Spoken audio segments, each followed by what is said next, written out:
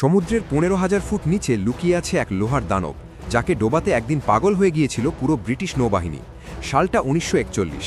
আটলান্টিকের বুকে নামল হিটলারের সবচেয়ে ভয়ঙ্কর যুদ্ধজাহাজ বিসমার্ক, যার ওজন ছিল 50,000 টন। নিজের প্রথম মিশনেই এর সামনে পড়ে ব্রিটিশ নৌবাহিনীর অহংকার HMS হোড।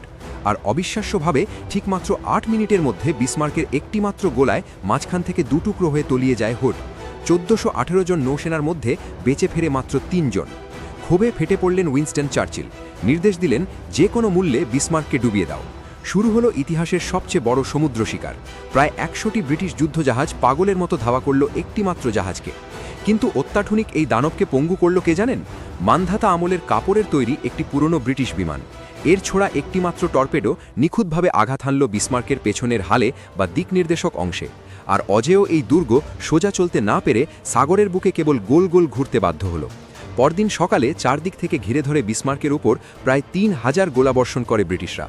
2200 নৌসেনা নিয়ে আটলান্টিকের অন্ধকার অতলে চিরতরে হারিয়ে যায় হিটলারের সবচেয়ে বড় অহংকার।